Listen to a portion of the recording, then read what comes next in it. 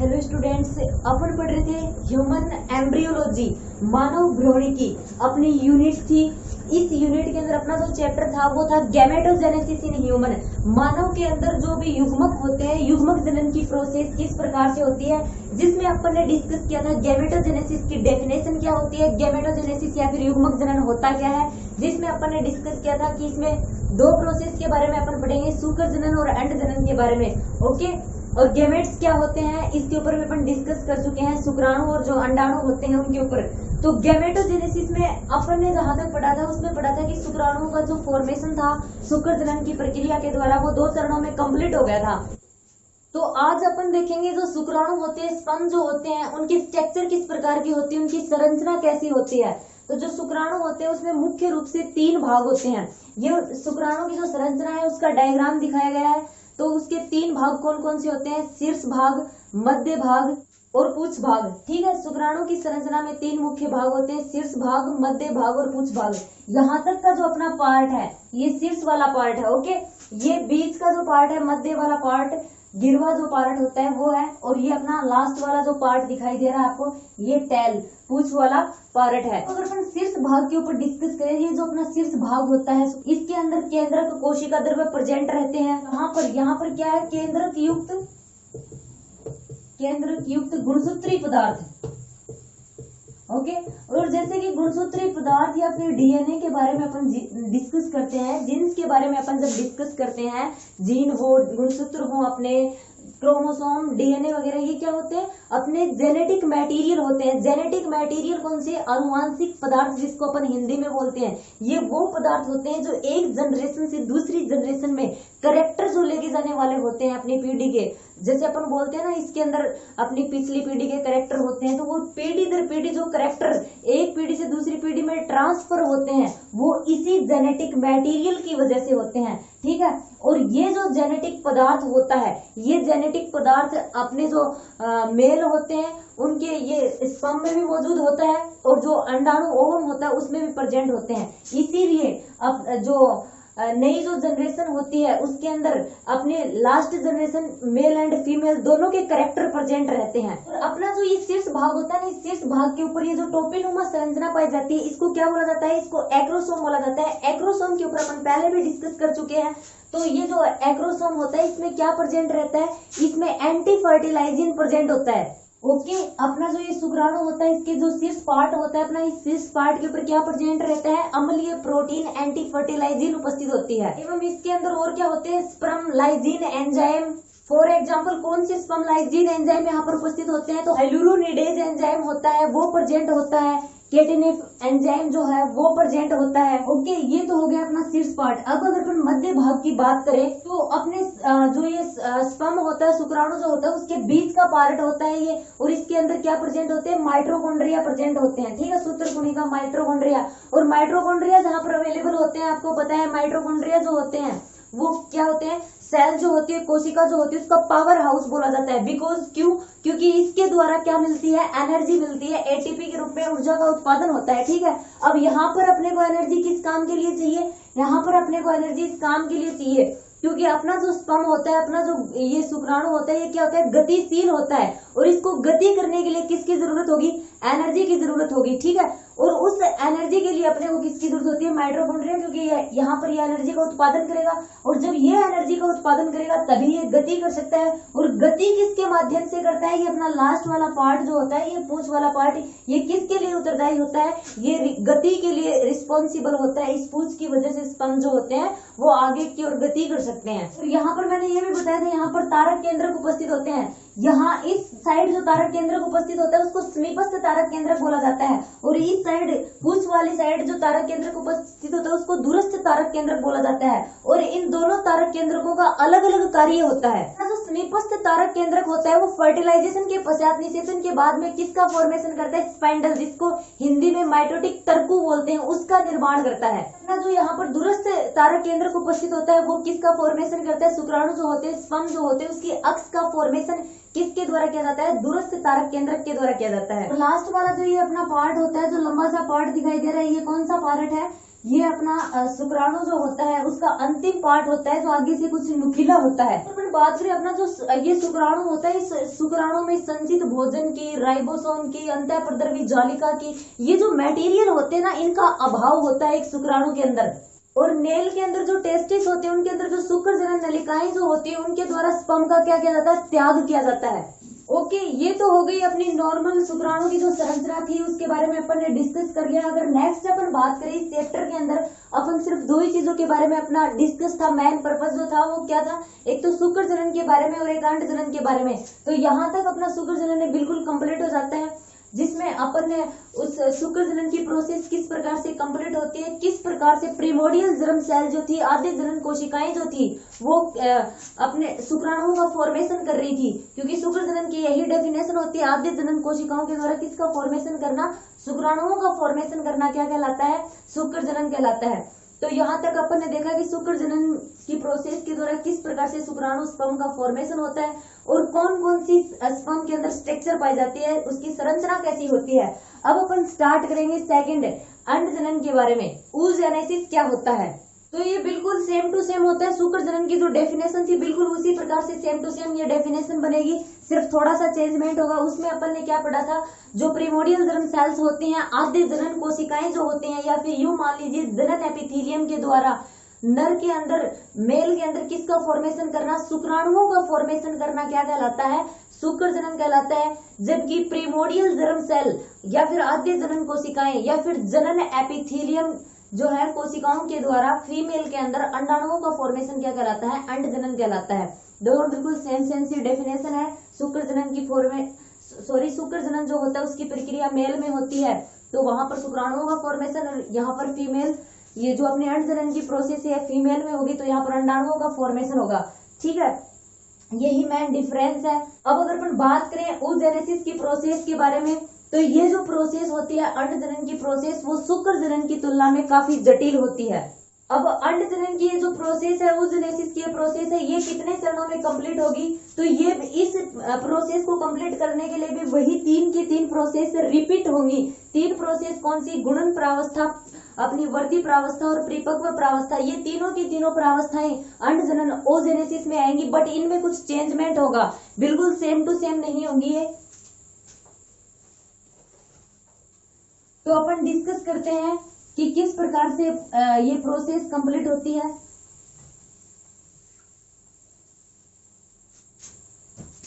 तो अपना टॉपिक है अंड जनन oogenesis।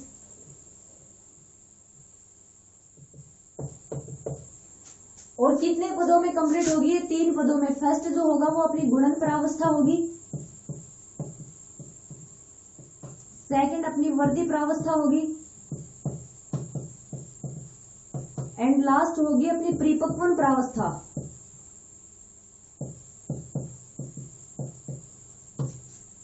और इन तीनों ही प्रावस्थाओं को अपन डायग्रामेटिक तरीके से समझते हैं कि कौन कौन सी प्रावस्था में क्या क्या प्रोसेस चलती है। तो अगर अपन फर्स्ट प्रोसेस की बात करें गुणन प्रावस्था की, तो जो अपनी प्रावस्था होगी वो कहाँ से स्टार्ट होगी, अपनी दोनों की दोनों प्रावस्थाएं जो थी शुक्र जनन की और अंड जनन की, प्रीमोडियल जर्म सेल से आद्य जनन कोशिकाएं या फिर जनन एपिथेलियम कोशिका बोल सकते हैं, दोनों की स्टार्टिंग जो होगी वो बिल्कुल सेम होगी। ठीक है, ये अपनी क्या है, आद्य जनन कोशिकाएं।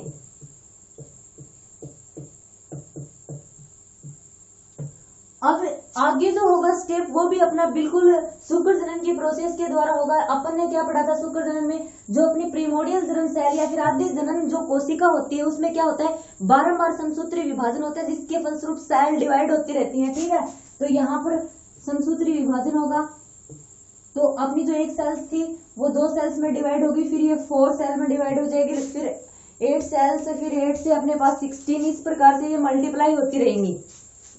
और इनमें क्या हो रहा है, मल्टीप्लिकेशन हो रहा है, इसीलिए इसको क्या बोला गया है, गुणन प्रावस्था बोला गया है। ठीक है, तो अपनी यहां तक की जो प्रावस्था थी वो दोनों में सेम टू सेम है। तो अब क्या होगा, अपने जो प्रीमोडियल जर्म सेल है, आद्य जनन कोशिकाएं हैं, इनमें समसूत्री विभाजन के द्वारा किसका फॉर्मेशन होता है, उगोनिया का निर्माण होता है। ये जो अपनी सेल्स है इनको क्या बोला जाता है, उगोनिया।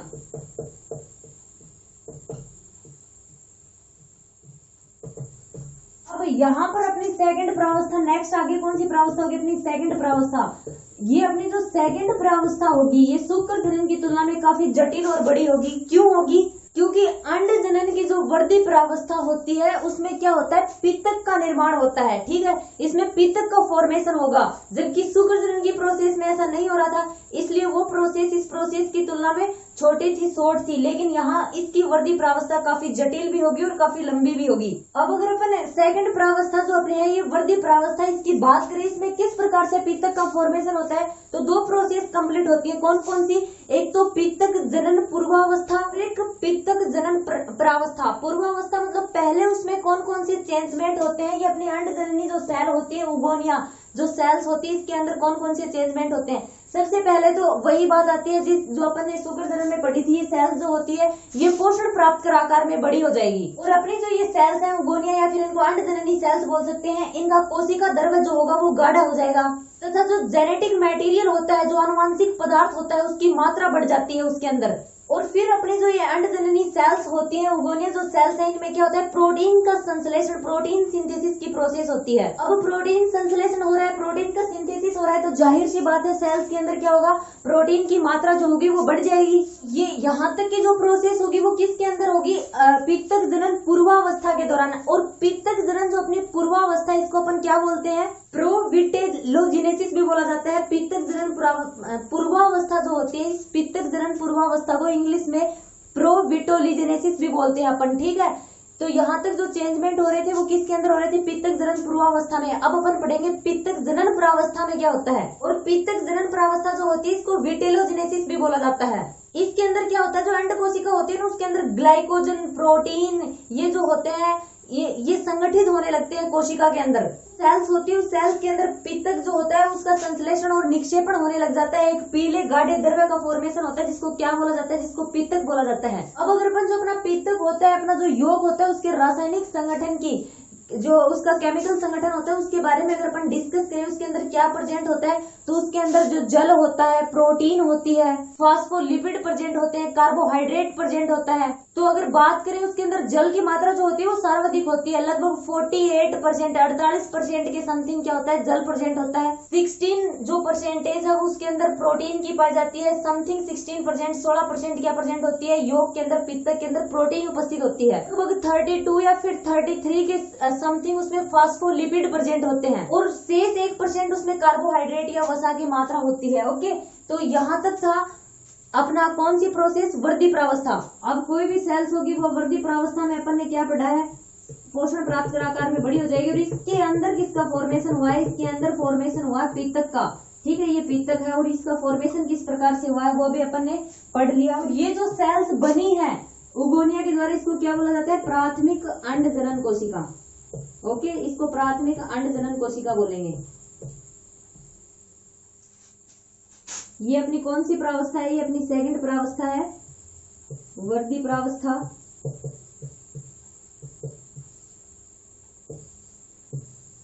अब यहाँ पर क्या होगा? जिस प्रकार से अपन ने शुक्र जनन की प्रोसेस में पढ़ा था, क्या होता है? ये परिपक्वन प्रावस्था दो भागों में डिवाइड होती है। कौन कौन सी? प्राथमिक परिपक्वन विभाजन और द्वितीयक परिपक्वन विभाजन। और अब आगे नेक्स्ट क्या होगा? नेक्स्ट इसमें अर्धसूत्री विभाजन होगा। फर्स्ट जो परिपक्वन प्रावस्था होगी उसमें क्या होगा? अर्धसूत्री विभाजन फर्स्ट होगा। लेकिन सेकंड जो प्रावस्था होगी अपनी, उसमें क्या होगा? अर्धसूत्री विभाजन सेकंड, या फिर उसको सम विभाजन भी बोलते हैं अपन। तो क्या होता है? लास्ट जो अपनी प्रावस्था होती है उसमें अपना जो ये वर्दी प्रावस्था के अंदर ये जो सेल होती है, इसके अंदर पित्तक के निर्माण के साथ साथ प्राथमिक अंड जननी कोशिका जो होती है, इसका परिपक्वन भी होना स्टार्ट हो जाता है, और वो 2 चरणों में कंप्लीट होता है। अब फर्स्ट प्रावस्था में क्या होगा? जो अपनी परिपक्वन प्रावस्था होगी उसमें क्या होगा? अपनी जो ये प्राथमिक अंड जननी कोशिका होती है, इस प्राथमिक अंड जननी कोशिका के अंदर अर्धसूत्री विभाजन होगा, और अर्धसूत्री विभाजन के फलस्वरूप क्या होगा? 2 सेल्स का फॉर्मेशन होगा। एक बड़ी सेल्स बनेगी, उस बड़ी सेल को जो होगी उसमें पित्तक की मात्रा ज्यादा होगी, ठीक है। उस बड़ी सेल को अपन बोलेंगे द्वितीयक अंड जननी कोशिका। लेकिन एक छोटी सूक्ष्म सेल बनेगी, उसको अपन बोलेंगे ध्रुवीय काय। यहाँ पर प्रोसेस चेंज हो गई है, क्योंकि अपन ने पढ़ा था शुक्र जनन कोशिका में कोई भी ध्रुवीय काय सेल का फॉर्मेशन नहीं हुआ था, लेकिन यहाँ पर होगा। परिपक्वन प्रावस्था में जब प्राथमिक अंड जननी कोशिका होती है, इसमें अर्धसूत्री विभाजन होता है। अर्धसूत्री विभाजन के फलस्वरूप जो एक सेल अपनी बड़ी सेल बनती है, इस सेल को बोला जाता है द्वितीयक अंडजननी सेल्स, ठीक है, द्वितीयक अंडजननी सेल की सेल बनती है, बिल्कुल उसको क्या बोलते हैं, उसको ध्रुवकाय बोला जाता है, ठीक है। अब नेक्स्ट प्रावस्था में क्या होगा, अब नेक्स्ट प्रावस्था में ये अपना जो द्वितीयक अंडजननी सेल होगी ना, ये डिवाइड करेगी, और ये डिवाइड, इसमें क्या होगा, अर्धसूत्री विभाजन सेकंड होगा। अब इसमें अर्धसूत्री विभाजन सेकंड होगा, वो भी असमान रूप से होगा। असमान रूप से कैसे, एक बड़ी सेल बनेगी, ठीक है, और एक छोटी सेल। ये छोटी सेल फिर से क्या है, अपनी ध्रुवकाय है। यहाँ पर नोट करने की बात है, ये सेल्स आगे डिवाइड हो रही है, जिसमें से सिर्फ एक सेल जो होगी वो ही डिवाइड हो रही है। अपनी जो प्राथमिक अंडजननी कोशिका थी, इसमें जब परिपक्व विभाजन स्टार्ट होता है तो इसके अंदर फर्स्ट कौन सा होता है, अर्धसूत्री विभाजन। फर्स्ट अर्धसूत्री विभाजन के फलस्वरूप क्या होता है, एक द्वितीयक अंडजननी कोशिका और एक ध्रुवीय का निर्माण होता है। ध्रुवीय जो होती है वो छोटी सेल होती है, द्वितीयक अंडजननी जो होती है बड़ी होती है, और इसमें पित्तक की मात्रा भी ज्यादा होती है। नेक्स्ट जो अपना स्टेप होता है ना, उसके अंदर क्या होता है, सिर्फ डिवीजन होता है द्वितीयक अंडजननी कोशिका में, और डिवीजन के फलस्वरूप वापस से इसमें क्या होता है, द्वितीयक अंडजननी कोशिका में अर्धसूत्री विभाजन सेकंड होता है, और वो भी असमान होता है। मतलब क्या, मतलब यहाँ पर भी एक सेल जो बनेगी वो बड़ी बनेगी पित्तक युक्त, और दूसरी सेल जो होगी वो छोटी होगी, जिसको ध्रुवकाय बोला जाता है। और ये जो सेल बनी है, इस सेल को क्या बोला जाता है, ओटिड बोला जाता है। ओटिड का मतलब वास्तविक अंडाणु जो होता है, वो वास्तविक अंडाणु ये सेल होती है। और ये क्या थी, ये अपनी प्राथमिक पोलर काय थी, क्योंकि प्राथमिक विभाजन के फलस्वरूप बनी थी, और ये अपनी क्या हो जाएगी, द्वितीयक पोलर काय या फिर ध्रुवकाय, ठीक है, इसको पोलर काय इंग्लिश में बोला जाता है। तो यहाँ पर ये अपनी प्राथमिक पोलर काय थी, एक द्वितीयक पोलर काय है। तो यहाँ से एक इम्पोर्टेंट क्वेश्चन ये बन जाता है कि अपनी जो शुक्र जनन कोशिका थी, उस शुक्र जनन कोशिका में क्या हो रहा था, अपना जो परिपक्व विभाजन हो रहा था, उस परिपक्व विभाजन के अंदर पहले जो सेल्स थी उसमें अर्धसूत्री विभाजन हुआ था। अर्धसूत्री विभाजन के फलस्वरूप यहाँ पर दो सेल बनी थी। ओके, जब इन दोनों सेल्स में विभाजन हुआ था तो यहाँ पर 4 सेल्स बनी थी, और वो सेल्स क्या थी, शुक्राणु निर्माण की सेल्स थी। उन्हीं सेल्स के द्वारा शुक्राणुओं का निर्माण होना था, ठीक है। बट यहाँ पर क्या होता है, यहाँ पर सिर्फ जो अपनी आद्य जनन कोशिका है, इसके द्वारा सिर्फ एक अंडाणु का फॉर्मेशन हो रहा है। बाकी जो भी ध्रुवीय काय है ना, ये नष्ट हो जाएंगे, पोलर काय, इनका कोई भी योगदान नहीं है। अंडाणु सिर्फ एक बनता है। अंड जनन की प्रोसेस के अंदर अंडाणु जो होगा वो एक होगा, और शुक्र जनन का निर्माण में कितने शुक्राणुओं का फॉर्मेशन होगा, 4, ठीक है। आपसे ऐसे क्वेश्चन पूछ सकते हैं, जैसे कि 25 प्रीमोडियल जर्म सेल्स हैं, आद्य जनन कोशिकाएं हैं, उनमें शुक्र जनन और अंड जनन की प्रोसेस के द्वारा कितने शुक्राणुओं का फॉर्मेशन होगा और कितने अंडाणुओं का फॉर्मेशन होगा। तो आपको याद रखना है, शुक्र जनन की प्रोसेस के दौरान एक जो प्रीमोडियल जर्म सेल है उसके द्वारा कितने, 4 शुक्राणुओं का फॉर्मेशन हो रहा है, और एक प्रीमोडियल जर्म सेल के द्वारा अंडाणु कितने बन रहे हैं, सिर्फ एक। ये अपने शुक्राणु है और ये अपना अंडाणु है। अब आपसे ये पूछा जाता है कि 25 जर्म सेल्स हैं, उनके द्वारा शुक्र जनन की प्रोसेस में कितने शुक्राणु बनते हैं और अंडाणु का फॉर्मेशन कितना होगा। तो जाहिर सी बात है, एक सेल के द्वारा 4 शुक्राणुओं का फॉर्मेशन हो रहा है, तो अपन क्या कर देंगे, 25 × 4, ठीक है। तो इससे जो अपना जो भी रिजल्ट आता है वो क्या होगा, शुक्राणु। तो यहाँ पर अपने शुक्राणुओं की संख्या क्या हो जाएगी, 100 हो जाएगी। बट ध्यान रखना है, अपने को 25 सेल दिए गए हैं और एक जो जर्म सेल है उसके द्वारा सिर्फ एक अंडाणु का फॉर्मेशन होता है। तो अंडाणु कितने रहेंगे, अंडाणु सिर्फ 25 ही रहेंगे यहाँ पर, ठीक है। इस प्रकार का क्वेश्चन आपसे पूछ सकते हैं। तो ठीक है, यहाँ पर अपने अंड जनन की प्रोसेस जो है वो बिल्कुल कंप्लीट हो जाती है। मैं एक बार फिर से इस चीज को रिपीट कर रही हूँ कि इस प्रोसेस में क्या हो रहा है। अपनी जो आद्य जनन कोशिका होती है, उस आद्य जनन कोशिका में क्या होता है, बारंबार समसूत्री विभाजन होता है। बारंबार समसूत्री विभाजनों के फलस्वरूप क्या होता है, कोशिकाओं की संख्या मल्टीप्लाई हो रही है, कोशिकाओं की संख्या में बढ़ोतरी हुई है। तो समसूत्री विभाजन के फलस्वरूप क्या बनती है, 4 कोशिकाएं अपने पास यहाँ पर बनती है, जिसको उगोनिया बोला जाता है या फिर अंड जननी कोशिका बोल सकते हैं अपन। ओके, यहाँ तक की प्रोसेस अपने शुक्र जनन में भी सेम थी और अपने अंड जनन में भी सेम है। अब नेक्स्ट जो प्रोसेस होगी वो अपनी वर्धी प्रावस्था होगी। वर्धी प्रावस्था में क्या होगा, अपना जो ये उगोनिया होगा या फिर अंड जननी जो कोशिका होगी, इसके अंदर पित्तक का निर्माण होगा। ओके, और ये जो सेल है ये पोषण प्राप्त कर आकार में बड़ी हो जाएगी। ये अपनी सेकंड वर्धी प्रावस्था की बात कर रहे हैं अपन। उसके बाद में अपनी नेक्स्ट प्रावस्था आती है, अपनी थर्ड प्रावस्था, परिपक्व प्रावस्था। तो ये जो प्रावस्था है ये अपनी परिपक्व प्रावस्था है। अब इस प्रावस्था में क्या होता है, जो अपनी वर्दी प्रावस्था के दौरान जो पीतक युक्त प्राथमिक अंड जनन जो ये सेल्स है, इस कोशिका का निर्माण हुआ है, इसमें क्या होता है, इसमें अर्धसूत्री विभाजन होता है, और अर्धसूत्री विभाजन के फलस्वरूप क्या बनता है, जो सेल बनती है उसमें दो सेल बनती हैं, एक तो बड़ी बनती है जिसके अंदर पीतक की मात्रा ज्यादा होती है, उसको बोला जाता है द्वितीयक अंड जननी कोशिका, और एक छोटी कोशिका बनती है, उसको क्या बोला जाता है, उसको प्राथमिक ध्रुवकाय, ओके, प्राइमरी पोलर जो बॉडी होती है वो बोला जाता है। या फिर अपन बोल सकते हैं फर्स्ट पोलर बॉडी कौन सी अपनी, ये यहाँ पर एक फर्स्ट पोलर बॉडी है, प्राथमिक ध्रुवकाय बनता है। अब बात करें यहाँ पर ध्रुवकाय जो है, इसके अंदर कोई डिवाइडेशन नहीं होगा, अपनी जो ये द्वितीय अंड जननी कोशिका ये फिर से विभाजित होगी, इसके अंदर क्या होगा, इसके अंदर अर्धसूत्री विभाजन सेकंड या सम विभाजन अपन बोल सकते हैं वो होता है, जिसके फलस्वरूप क्या बनता है, दो सेल्स बनती हैं, और उसमें जो एक सेल होती है वो बड़ी सेल होती है, उसमें पीतक की मात्रा भी ज्यादा होती है, जिसको अपन क्या बोलते हैं, ये जो सेल होती है इसको अपन द्वितीयक, इसको सॉरी अपन ओटिड बोलते हैं, मतलब वास्तविक अंडाणु है ये अपना, ठीक है, ये अंडाणु का फॉर्मेशन हो जाता है, और छोटी जो सेल बनती है उसको बोला जाता है द्वितीयक ध्रुवकाय। तो यहाँ पर अपनी प्रीमोडियल जर्म सेल्स के द्वारा क्या बनती है, सिर्फ एक अंडाणु का फॉर्मेशन होता है, लेकिन प्रीमोडियल जर्म सेल्स के द्वारा क्या होता है कि शुक्राणुओं का फॉर्मेशन, कितने शुक्राणु बनते हैं, 4 शुक्राणु बनते हैं।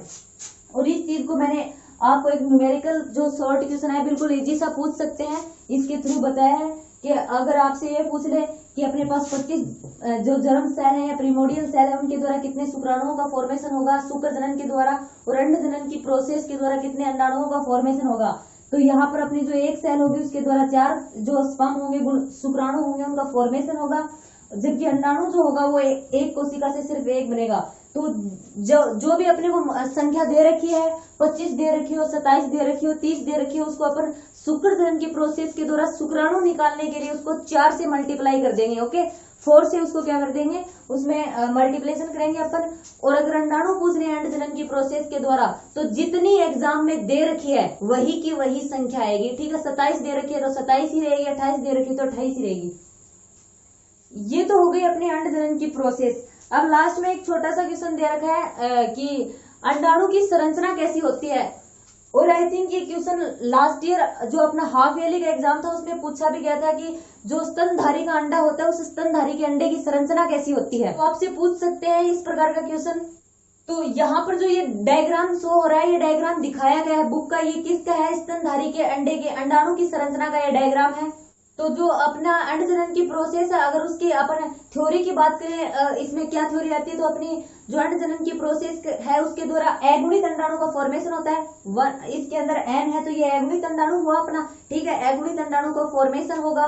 और जो स्तनधारी के अंडे होते हैं या एपीथकी या फिर संपीतकी प्रकार के होते हैं। देखिए व्यास की बात करें तो व्यास कितना होता है, 100 से लेकर 150 म्यू जो होता है इनका अंडे का व्यास पाया जाता है, और इसमें एक केंद्रक तथा कोशिका द्रव्य प्रेजेंट रहता है, और कोशिका द्रव्य के चारों ओर एक पारदर्शी जो फिल्म पाई जाती है, परत जो पाई जाती है, उसको क्या बोला जाता है, जोना पैलेसुडा बोला जाता है। ये जोना पैलेसुडा जो होती है एक अकोशिकीय होती है, और अपना जो ये जोना पैलेसुडा होता है ये आवरण, इसके बाहर फोलिकल सेल्स या फोलिकल कोशिकाओं का बना एक आवरण पाया जाता है जिसको कोरोना रेडिएटा बोलते हैं। तो ठीक है, ये तो थी अपनी स्तनधारी के अंडे की संरचना। इसी के साथ में अपने गैमेटोजेनेसिस का जो ये चैप्टर था ये यहीं पर कंप्लीट हो जाता है, जिसमें सिर्फ 2 छोटे छोटे टॉपिक दे रखे थे, शुक्र जनन के ऊपर और अंड जनन के ऊपर। और नेक्स्ट जो अपना चैप्टर होगा उसके अंदर अपन डिस्कस करेंगे ह्यूमन में फर्टिलाइजेशन की प्रोसेस के बारे में, मानव में निषेचन की जो प्रोसेस होती है वो किस प्रकार से कंप्लीट होती है।